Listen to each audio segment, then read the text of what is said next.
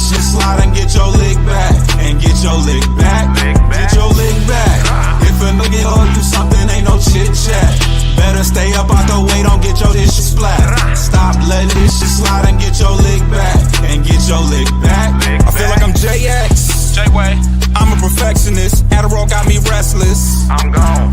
Run with a wild crew, they get reckless. Young boy, come up off that necklace to the trends. See you, Lee, be the band. Good evening and welcome to another episode of Who Will Be King. I am here with a couple of my NFC North comrades. We are getting closer and closer to all of our rosters being narrowed down to that top 53. But before we get to all of that, how are you guys doing today? Pay, what's going on? Man, I can't call it, guys. How you all feeling, man? It's a great day. We've only got so much more time left in this off season, right, fellas? Let's clap it up. We made it this far. We're getting there. We're getting there. But before we start talking about the future, we're getting there, Dave. But before we start talking about the future, Dave, I'm gonna segue to you. You know what today is? It's a 50th anniversary. You know what of? What? Viking 1. Yes. Sent into space to explore the great unknown. And we've got a lot of unknown today, don't we? Yes, we do.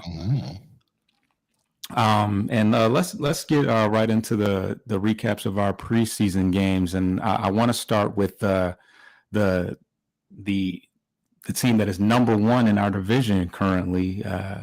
It had a great record at 1-1, but what did you see? 1-0-1, yes. You said what? 1-0-1. Yeah, 1-0-1. Yes, correct.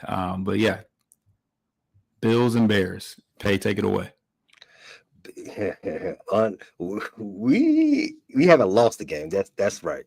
We're the only one in the division that has not lost the game, and we're gonna try to keep that game going. The Bears haven't lost a preseason game in quite a while. I think 2023 the last time they lost a preseason game, but moot point. We're here to talk about the here and now, right, guys? So let's get right into that. Forget the noise, forget the doubters, because what we saw against the Buffalo Bills was an absolute masterpiece. Demolition, 38-0, shutout. Set Soldier Field on fire, and I'm sure the Bears want to set it on fire anyway for the last 50 some odd years. But anyway, just preseason, results don't matter. I'm here to tell you that they do. They do absolutely matter when you've got a lot of stuff on the table. When your team walks out there and puts belt to that long ass crack of Buffalo or any team, 38-0. It's not just a game; it's a statement, fellas. This is a confident football team going on right now. And who was at the heart of this electric performance? Any guesses? I got you. Don't worry about it. Our guy, Caleb Williams. Forget the up and down camp reports. Forget the struggling narrative. In that game, Caleb looked like he's ready to put on a top 5 per quarterback season. He looked comfortable as hell. He was supremely accurate. Did you see that dart he put on Zacchaeus? It was just a perfect pass right in front of him. He led him to all the yak. We love that. We love when your quarterback can put the ball on you, gives you all that yak. You can yak all over the field. Just say yak one more time. His decisions were quick, and the ball was coming out on time. This is a dream start. Dave, what was you about to say? I was going to say, not bad for the Chicago Bears starters against the Buffalo Bills seconds. Irrelevant. Biggest thing that has the creatives silent right now is that Caleb, his average time to throw in that game was 2.6 seconds. Why is that important? Last season, that would have been the 4th fastest in the entire NFL. Like I said, he played with anticipation. His accuracy was off the maps. He was getting rid of the ball quickly. It looked like his marriage to Ben Johnson is making a world of difference. Now we actually got to see him in some actual live situations. He took 3-step drops, 1 hitch, fired the ball out. His eyes and feet were tied together. Shows you that he's confident and he knows exactly where his reads are. Awesome. That's exactly what you want to see. Was part of that to mitigate that you haven't figured out your offensive line yet? Well, the offensive line is set, Dave. There's only one person on the offensive line that we're still in discussion. But if you're asking about game script, it's preseason. Of course, there's game script. we're not focused on doing preparing for our preseason matches. No, we're out there going through the motions. We're getting reps. That's Ben Johnson's favorite word this preseason. Reps. We're getting those reps in, and those offensive line. Well, I'm gonna talk about it in a second. They'll be out there getting their reps too. But on the offensive line too, Caleb is in control of that. He showed his command at the line of scrimmage. He was getting the plays in. He was checking guys to make sure they was in line. Roma Dunze got him together one good time. And just to finish it up on Caleb, I think the best two plays of that game, well, from his time in the game, were not any of the completions he had. He was 6 for 10, just one pass under that 70% benchmark that Ben put him on. It was the two incompletions. It was the two throwaways. It showed you that he's coming off the hero ball that we saw a lot last season. No more saying that I got to figure it out for myself. I trust the guys I got. I'm gonna do, go to the next play, live to see another day, right? That's a little bit more of that growth that we want to see out of this marriage between him and Ben Johnson. But I think Caleb might have been the biggest talking point nationally from that game, which might I add, the highest rated preseason game in 4 years, Bills and Bears. He might have been the highest talking point nationally, but locally, Luther Burden, he jumped off the field. What we're saying here in Chicago is that no block, no rock. Luther Burden was out there laying the smack down, crack back here, kick out block there. This is a wide receiver. If your wide receivers out here popping pass and putting people in the dirt, give me all of that. Give me y'all. I want to buy all the shares of that. That's football is back, Dave. Give it to me. I want all of that. Yak. Give you another name. What about Zacchaeus? Zacchaeus is that acquisition of Zacchaeus is looking more and more like it's been a home run. A supreme home run for the Chicago Bears. He came in, many thought he might just be a camp body. He was a long shot to make the squad. Tyler Scott may have been ahead of him. Screw Tyler Scott. Get him out of here. His job is probably, we'll talk about more about him later, but Zacchaeus looks like he's going to be a lock for every game type formation situation, not just in 4 wide, which we played a lot of that 0-1 type personnel package, but it looked like he might be fighting for that fighting with Luther Burden for some of that 3 wide looks. Caleb and Zacchaeus, it ain't just what they've been doing in practice. As you saw, he was out there a lot, and Caleb found him good, and they look like they have a great rapport. I'm loving what I'm seeing out of all the entire wide receiver room. DJ, he's steady. Rome, I think he's ready to take off and burn the league up this year. Draft him in fantasy. Luther Burden, he's going to be, when he's ready to when he's back on his page after missing so much time with his injuries, he's going to be legit. I just can't wait to see the type of package they have for Luther and DJ coming out of the backfield and off the line of scrimmage. It's going to be a lightning. I cannot wait. Offensive line, Darnell Wright looks like he was fine. It looked like he's moving past that situation between him and Trapillo. Maybe Trapillo taking his job. Drew Dahlman, he was the one guy on the offensive line that actually drew a flag, and I know that's been a constant talk for Bears during this preseason, during the training camp, has been their inability to stop having procedural issues prior to snap. If you saw this game, they were fine. It was the Buffalo Bills that kept getting all the laundry on the field. Speaking of laundry, speaking of officiating, how did you guys like that the virtual spotting of the ball. Dave, you're an old timer. Oh, it's all right. I like that it says 1 foot 1 inch. But it's taking too long. They kind of speed it up. Yeah, bring the chain gang back.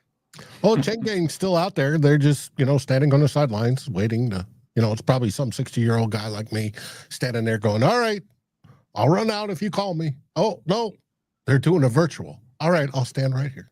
Mm-hmm. Get Easy that check. Easy money. Yeah. Love it.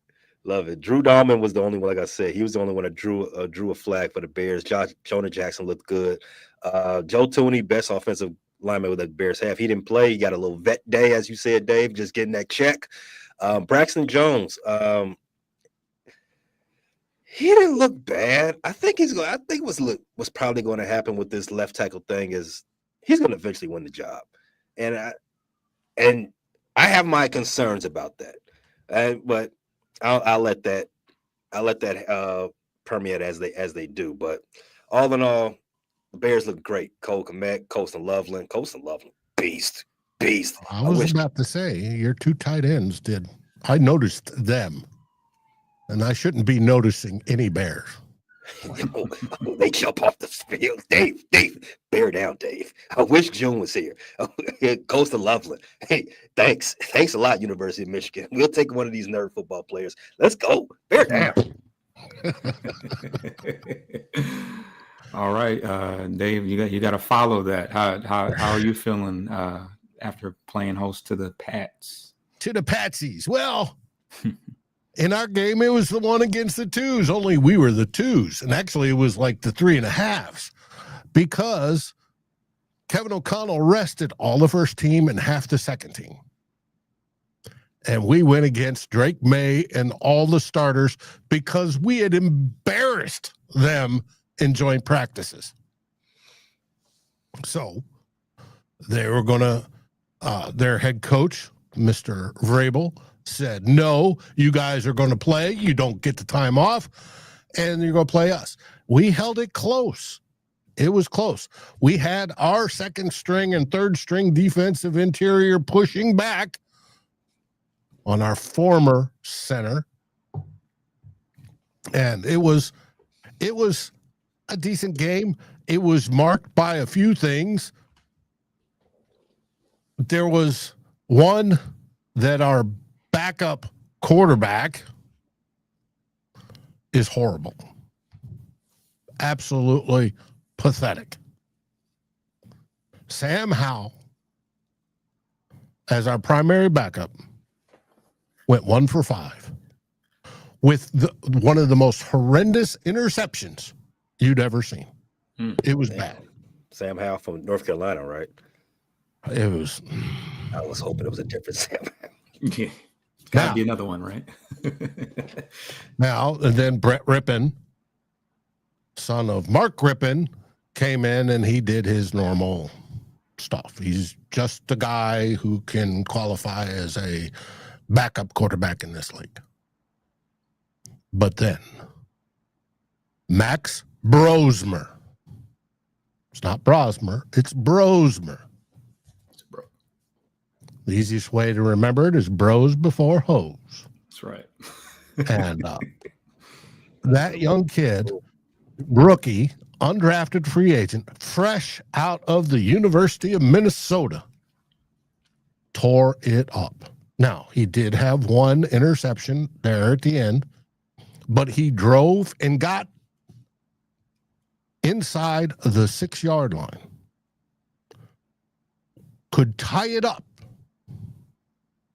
And he threw it to a receiver that wasn't expecting the football. Then it was intercepted. But what he did was demonstrate that he has very, very quick eyes. He's fast to process things. He can spin that football. And it's possible Max Brosmer, a rookie, undrafted free agent, may be QB2. We're going to have to wait and see, but it is possible. He's going to get a lot of playing time this upcoming Friday. But it's going to be interesting to see. Now, speaking of undrafted free agent quarterbacks, there's one today that got an extension. The Bag Man. How do you feel about that pay? Well, I guess that settles one of our position battles in Chicago. Even though I don't think it was really much of a competition between Tyson Badgett and Case Keenum. I don't think, not that I think Tyson Badgett is better than Case Keenum, at least athletically. But I think that the quarterback preferred QB2 was always going to be Tyson. I think Case was more so just for veteran leadership. He's just a guy in a room.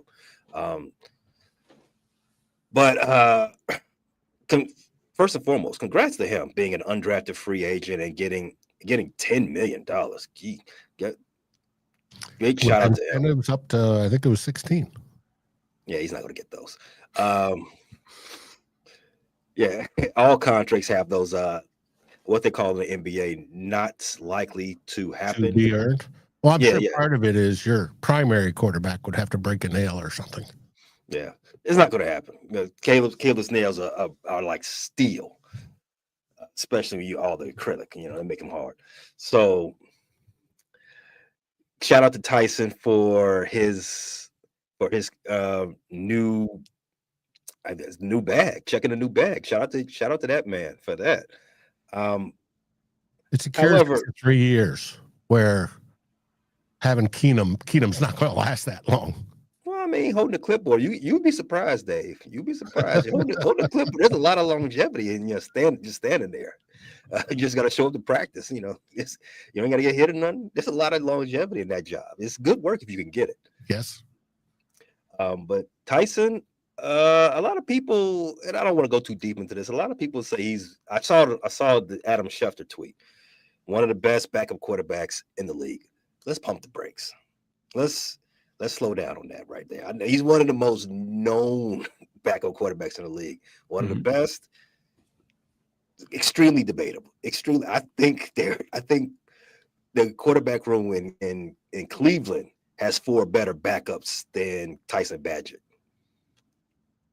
Yes, I am saying Cleveland has the entire quarterback room is a bunch of backups. Yes, that's the joke. But better than Badgett, nonetheless. You're saying Badgett has his shortcomings, right? There are just some other quarterbacks that are a little bit more have more professional tools than what I would say Badgett is. I think Badgett can play. He can run an offense. I think he has that command. He has that moxie. But as far as all the tools in the tool set, we'll have to have that. It's a further discussion. All right. Now, one last thing on my game. We may have found our return guy, Miles Price. He took a kickoff return, 81 yards, and then ran out of gas at about the 5. And he also had one very, very good punt return and one good punt return. And anything over 8.5 yards on a punt return, I consider good. Where's he from? I don't know off the top of my head. All right. So before we get to the Kings of the North, let's talk about the Cheeseheads. They played against the Indianapolis Colts.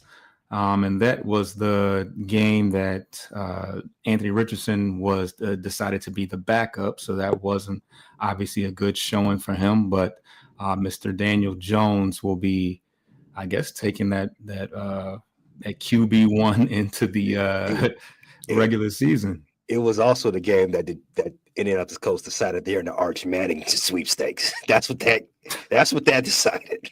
I mean, yeah, you think so. You would think so. But as far as our comp pick from a 5th to a 4th. Yeah, buddy. Right.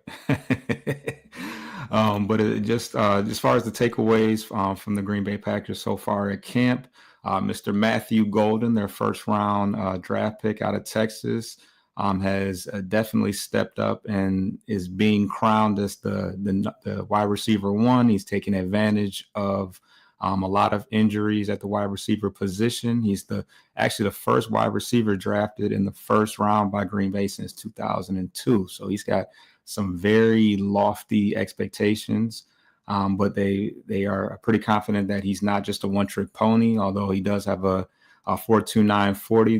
They feel that he's a pretty polished route runner and has some pretty strong hands at the wide receiver position. So he will be tasked with the number one target for the professional quarterback, Mr. Jordan Love, who they are hoping to find some more consistency from.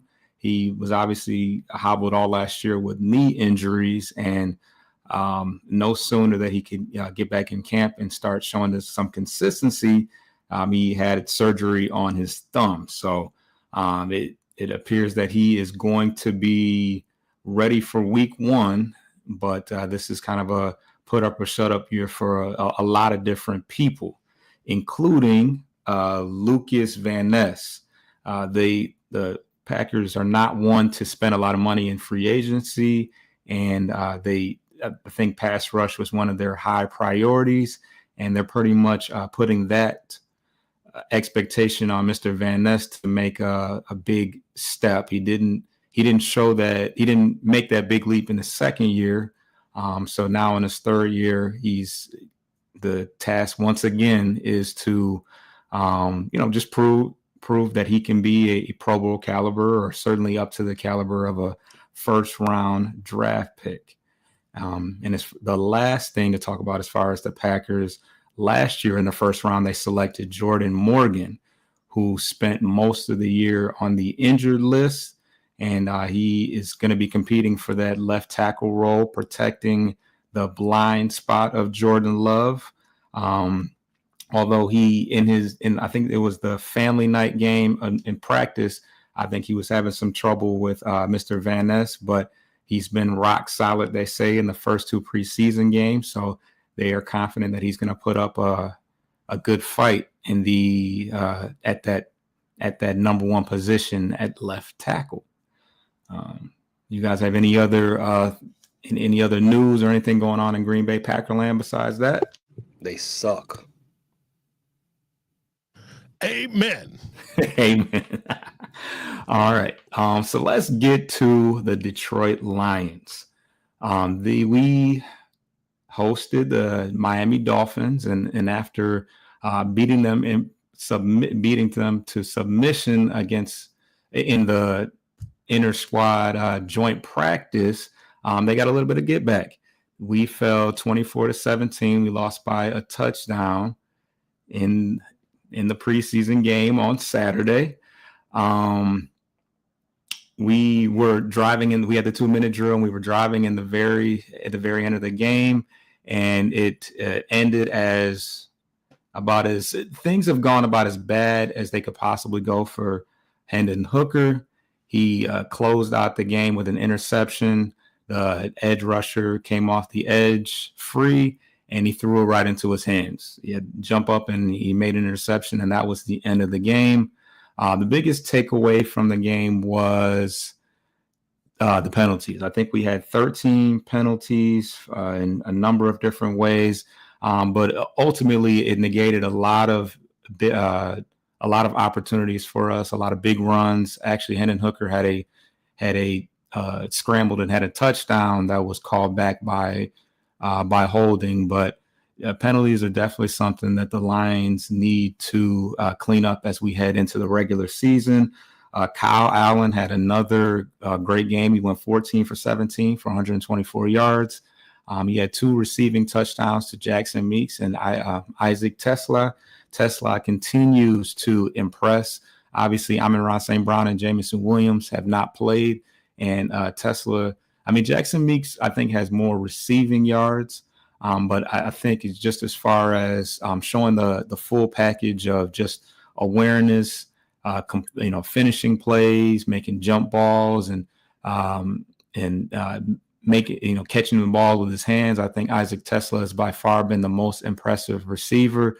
But as the one of the commenters said earlier, we're gonna have we're gonna have some tough decisions to make at the wide receiver position. They've talked about us keeping 7 guys. I don't know if that means 7, including the practice squad, but yeah, we got the wide receiver room is looking pretty stacked right now. Jackson Meeks, Khalif Raymond's always been a favorite. He's a good special teams guy. Obviously Isaac Tesla is a shoo-in as probably well, we'll talk about later about some of the guys that might be on the bubble as far as rosters are concerned. But yeah, a lot of wide receivers impressing right now. The other standouts include Sione Vaki, who had 5 carries for 30 yards. This was his first preseason game. He also had a forced fumble on special teams as well. So he's a guy that is contending for the reserve running back position, but he came into the league as a safety actually, which is part of the reason why he's excelled so well as far as the special teams is concerned. Outside of that, Nick Whiteside, who is a Saginaw Valley State graduate, has been a strong presence, a physical presence in the running game, and he's been sticky in coverage, and he's been added to a very deep secondary group as well. We could not get through the game without a detrimental injury, of course. Ahmed Hassani has a pec injury, and Dan Campbell has reported that he will be out for the foreseeable future, possibly could be out for the entire regular season. But they report that he's in good spirits, but he's definitely going to be out for quite some time. So yeah, we got definitely got some things to look ahead to going into the final preseason game. But we'll see how the rosters shake out. Tell me about linebacker Grant Stewart. Grant Stewart, he's been one of the more standout players. He's been returning kicks. He's been flying all over the field as a linebacker. I think that he is going to create some interesting situations at linebacker. I think that he's right now playing backup, but I think that he could definitely contend for one of the starting positions, if not right now down the stretch. But he's going to be he's our special teams. He's our number 1 special teams player, and I think it's kind of insane. I don't think I've ever seen a linebacker that can return kicks, but he can. So I think he's going to be a fan favorite. What was that, Pat? Urlacher. He did it in college. He's an Hall of Famer. Yeah. Oh, yeah. Yeah. He did. Not at the professional level, though, I don't think. Yeah. He chose not to. He could have, though. He could have. No, he just terrorized opposing quarterbacks. Right. Yeah. And anybody come across the middle, bear down. And he played safety in college a little bit too, right? That was his primary position, safety. Yeah. But let's get to the first break, and we'll see what we got going on the other end of that.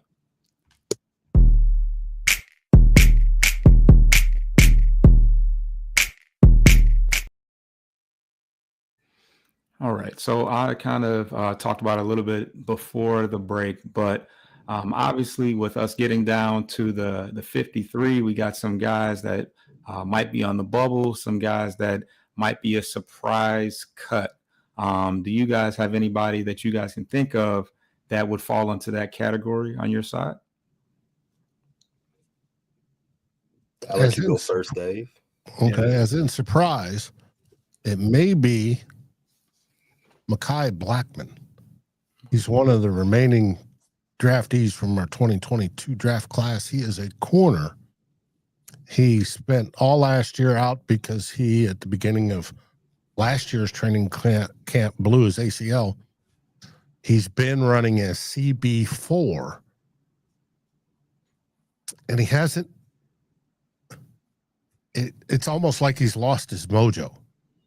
he used to be aggressive and fast and all this other stuff, and he's lost his aggressiveness. It's like the psychological hit on his knee was greater than the physical damage. And the question is, will he make the team? I think he will, for one mere fact. He's our backup nickel back. And but for a surprise cut, he's a possibility. Yeah, okay. You ever seen the movie CB4? Either one of you? I have. Okay, I was Chris Rock. That's the first thing I thought of when he said that. I was testing you. I was testing you, Foster. As far as I think the name on everybody's everybody's, I guess, lips right now for in the Bears world as a possible cut is Tyler Scott. Tyler Scott, another one of those wide receivers, another one of those, I guess, draft day scratch your head moves by Ryan Poles. I don't think he's going to do it. I just don't. As you see, Zacchaeus has emerged. Tyler Scott, he's out there doing his Velas impersonation and muffin kicks. I don't know. I want to give him some grace. I want to give him a little bit more time. But we've seen this enough. One of the things that I've been harping on a lot in my Ryan Poles criticism during his tenure is not being able to judge and scout offensive linemen, but he's really overvalues trash wide receivers. I don't understand it. Tyler Scott, I believe he was drafted in the 4th round. He might have been a 3rd round pick. Might have been one of those rounds. But it's just more along those lines of him throwing away valuable picks on guys who really can't do the basic thing that you ask them to do. I don't see Tyler Scott I don't see him making the squad. I don't think there's a need for him. Not to say there's not a need. Let me take that back. I don't see that there's a place for him, especially with all the injuries that we're starting to pile up on the defensive side. We're going to need a lot of quarterbacks. And if we're going to need take up roster space with cornerbacks, and some of the reports have noted that Dennis Allen, he's going to like to run a lot of dime out there. We don't have space for Tyler Scott out here dropping stuff. Just can't have it. Sorry. Yeah, Straight Out of Low Cash. That was the name of the song or the album on CB4. Yeah, right. Yeah. But I got 3 main guys that I'm looking at that might be surprise roster cuts or on the bubble right now. I got Tim Patrick, who is he was the wide receiver 3 last year. He actually wasn't a part of the team during the training camp. He was cut by the Denver Broncos and we picked him up, and he had a pretty solid year. But I think the emergence of guys like Jackson Meeks and Isaac Tesla and Khalif Raymond coming back, I think kind of puts him in a position, especially because he's not a guy that's going to be able to contribute on special teams. It kind of makes him expendable. Maybe we can get something from him as far as he has some trade value, because I mean he bounced back pretty well off of the 2 knee surgeries that he had prior to leaving Denver. But in a grand scheme of things, numbers wise, he just may be the odd man out. Outside of that, Craig Reynolds, he's right now the number 3 running back, but with Sione Vaki coming in there, they may elect to just go a little younger at the running back position. Also, Jacob Sailors is another guy that has emerged as another option at the running back position. I think that Craig Reynolds, longevity and continuity in Detroit, may help him out. He's also, I think, a pretty close friend of Amon-Ra St. Brown. But yeah, I think that's a 50-50 move as far as whether or not he's around. And the last guy is Khalil Dorsey. He broke his leg late last year. I think it was against the Buffalo Bills. And he has now been activated off the PUP list. So he's back active. But the Lions did go out and get a couple corners in Maddox and Rock Ya-Sin. And as I talked about earlier, Nick Whiteside, the guy from Saginaw Valley, has emerged as another option at that cornerback position. So he's just another guy that may be the odd man out due to him missing time with some injuries and just being a little bit older.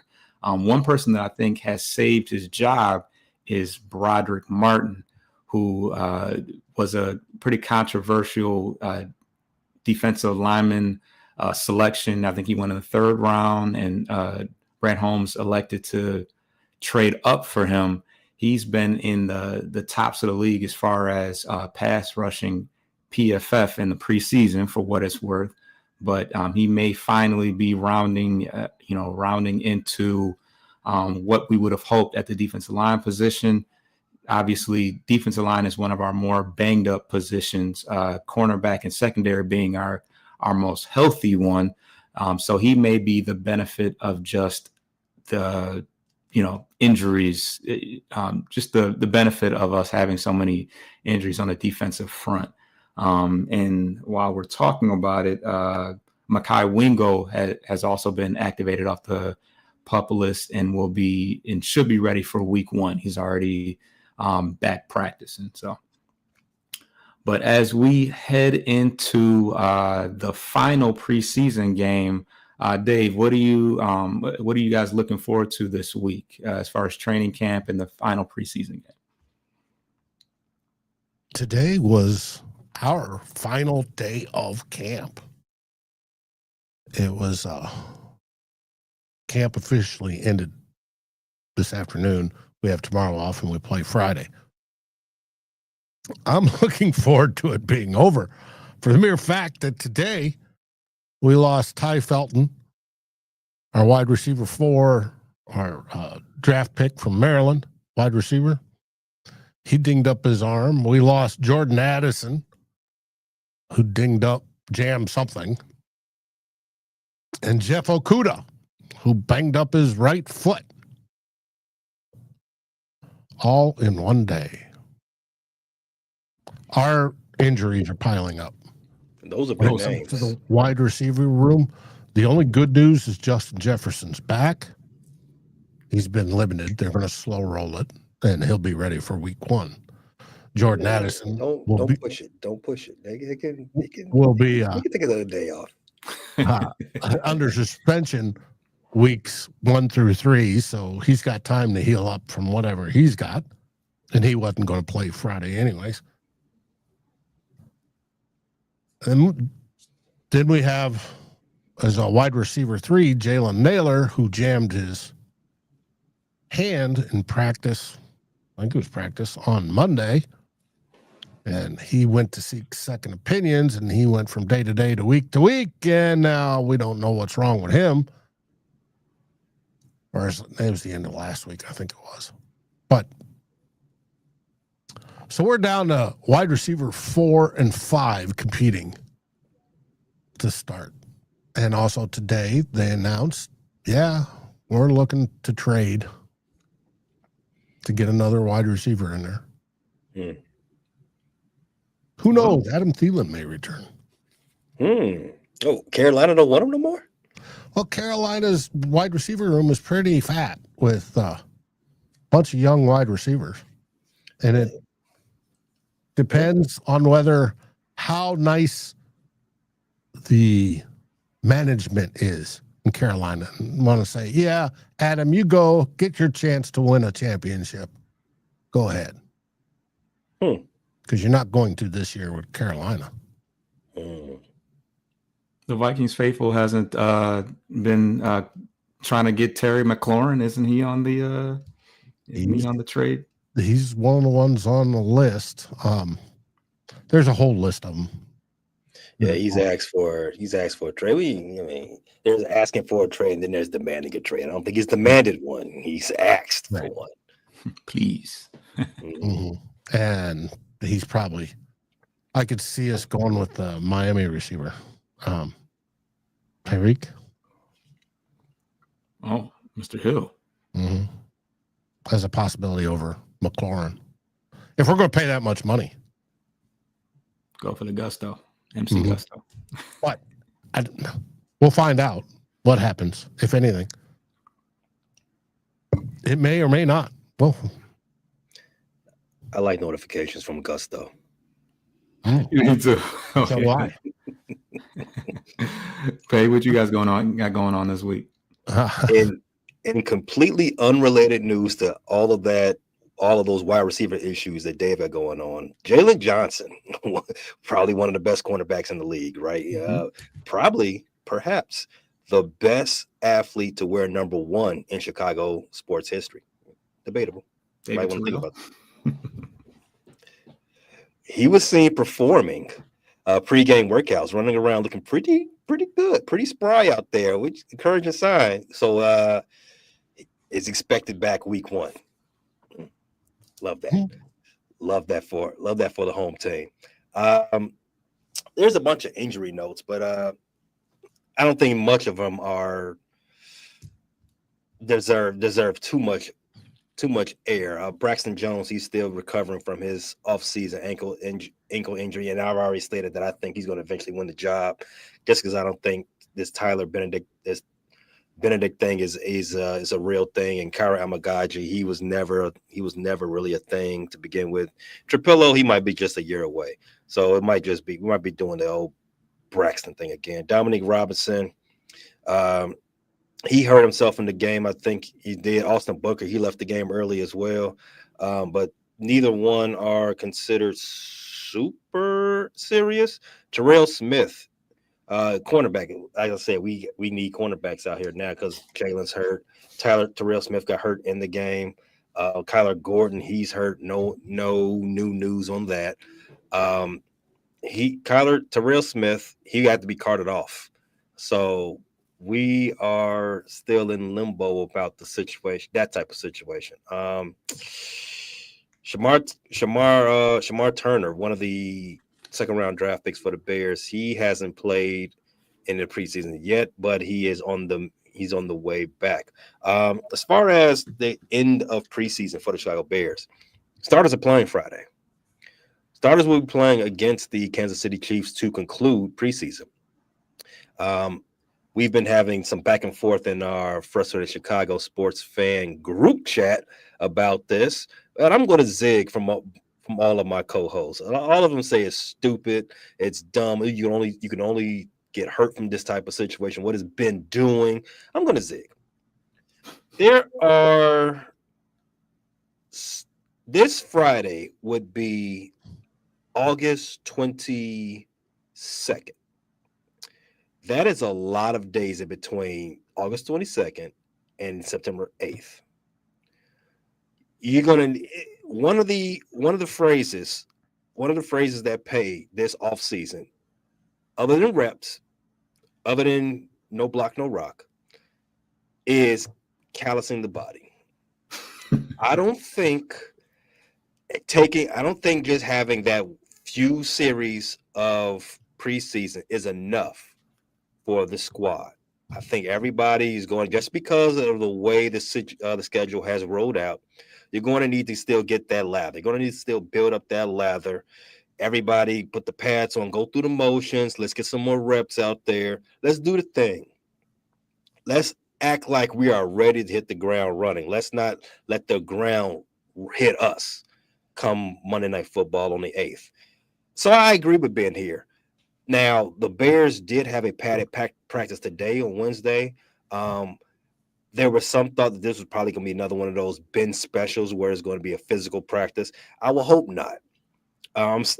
Before we went live, I listened to the reports and seeing how did those practices look to anybody.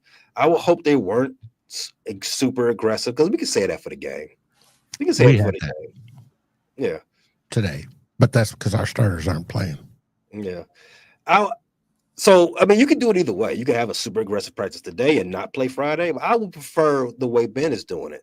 I would just hope that you're not overdoing it. You know what I mean? But the plan, I got Ben colored glasses right now. My goggles are extremely fogged up with the version of Ben Johnson. So whatever he says, I'm rocking with it until he loses to the Packers. Don't lose to the Packers, Ben. I'm believing in you. But you brought up something that I actually researched this morning because I'm interested in it, and I might write an article, I might not, whatever.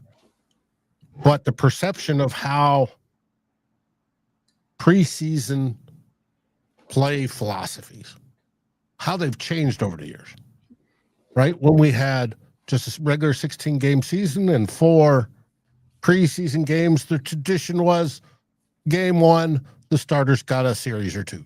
Game 2, they played in the second quarter, possibly even in the third quarter. And game 3 was the dress rehearsal, and they were playing into the third quarter no matter what. And then game 4 was, hey, we're evaluating the bottom of the roster guys on this one. You vets, take a break. Well, they switched to a 17-game season and reduced the preseason game down to 3, and they've also compressed and reduced what's happening in training camp. And it's led to 2 results that, at least superficially, I get the feeling of. One is we're having more injuries, more severe injuries. And 2, we're all going to sit there and complain week 1 what a sloppy weekend it was of football.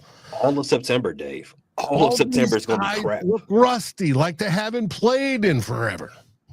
So I was thinking, well, how does a coach change that? And I looked at the philosophies and looked at each coach's philosophy on this.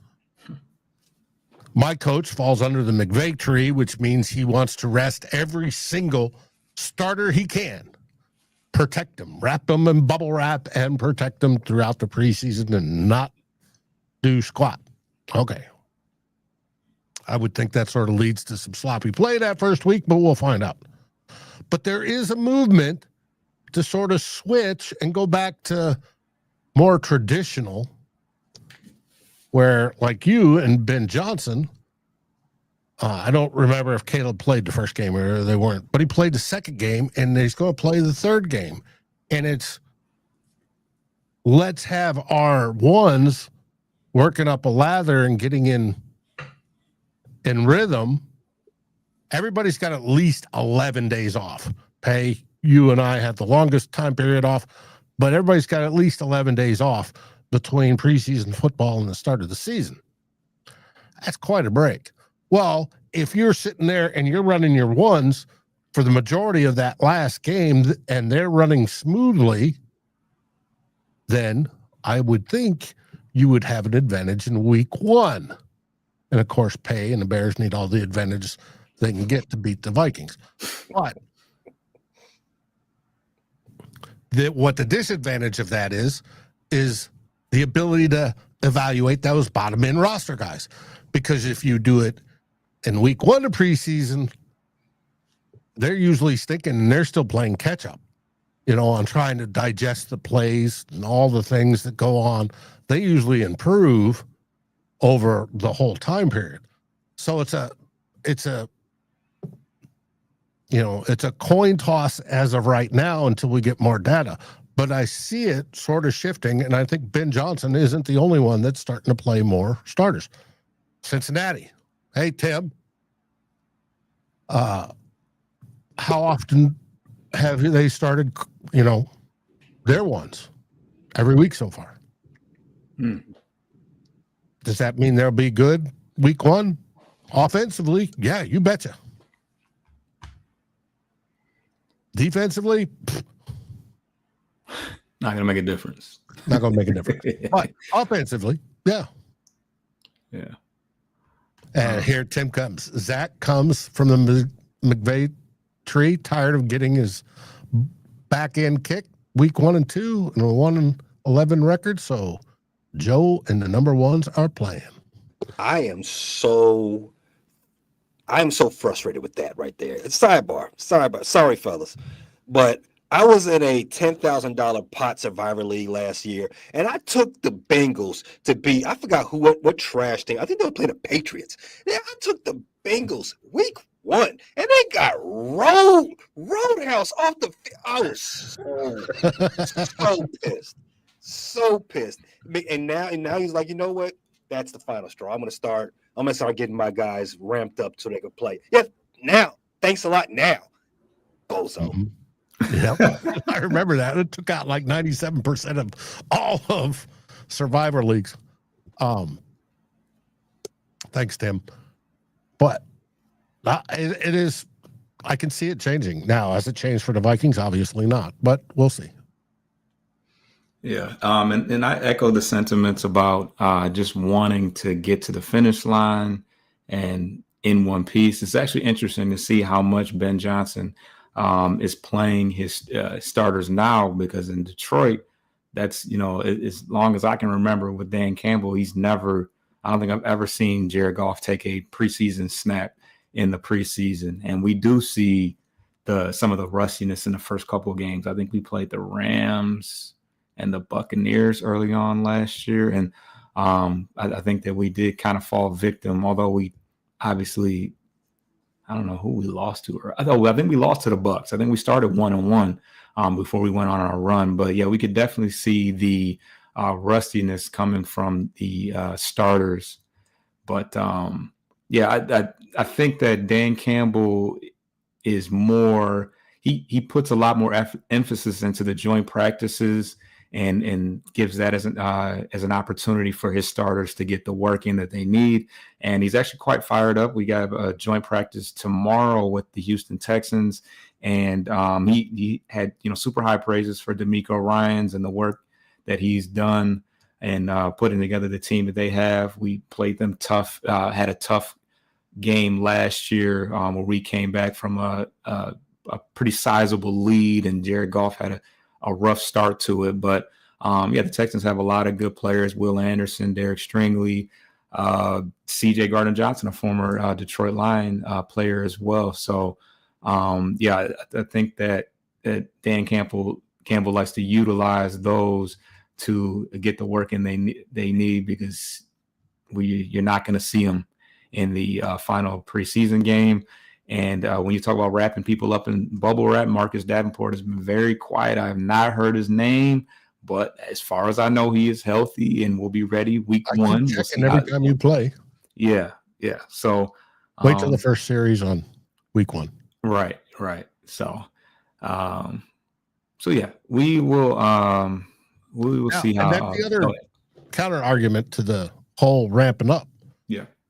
The guys, especially from the McVay tree, love the joint practices because it's more controlled, it's a safer environment, and you can also put in generally more complex plays and defenses and stuff like that, because it is a controlled environment and you're not going to be taking the quarterback to the ground, et cetera, et cetera.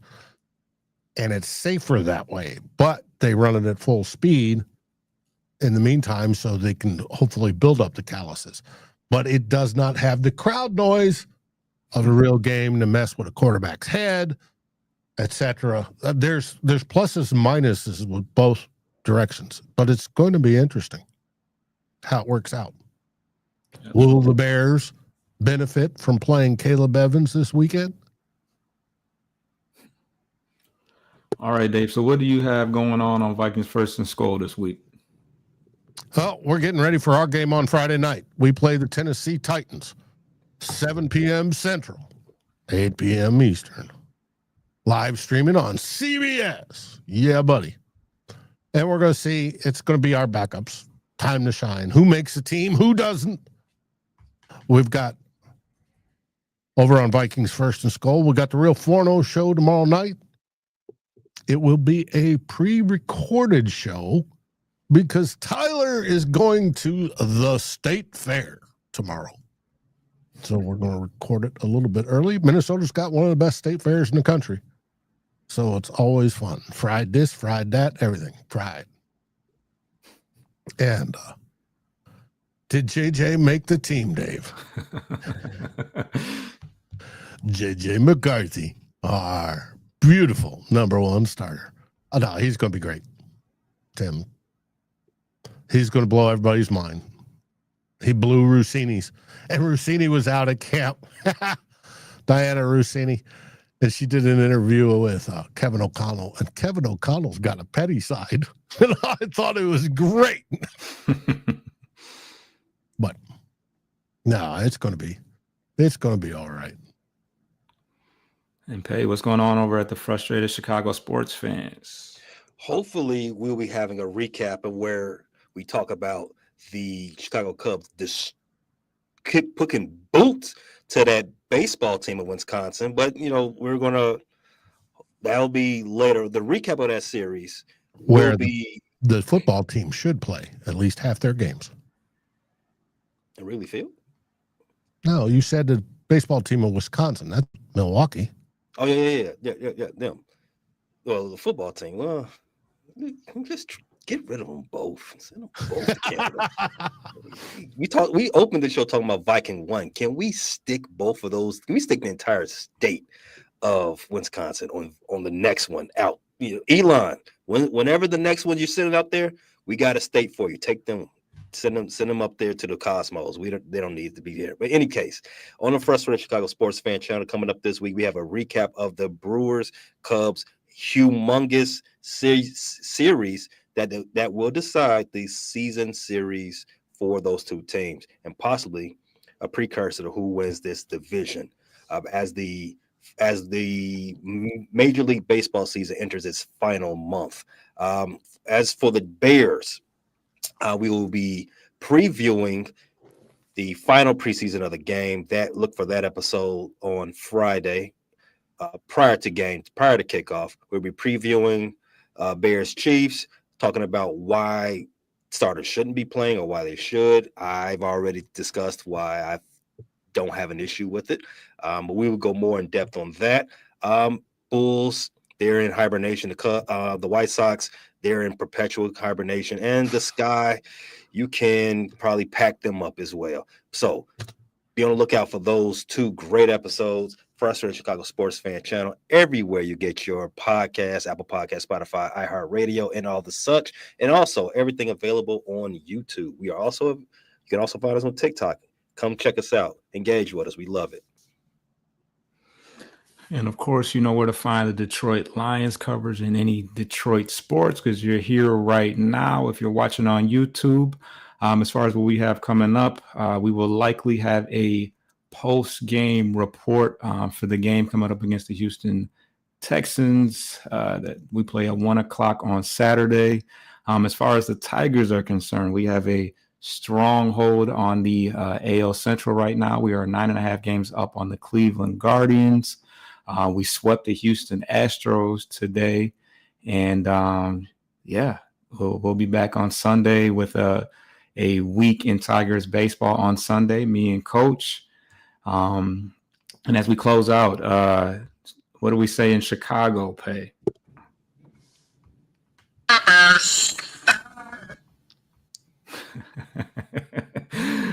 Dave, what do we say in Detroit? Oh, wrong button. Sorry. That too. That's a Miami. Let's see. Let's get it. Here we go. Minnesota. Skull Vikings. Thanks for tuning in. Get your lick back. If a nigga gon' do something, ain't no chit chat. Better stay up out the way, don't get your shit splat. Stop letting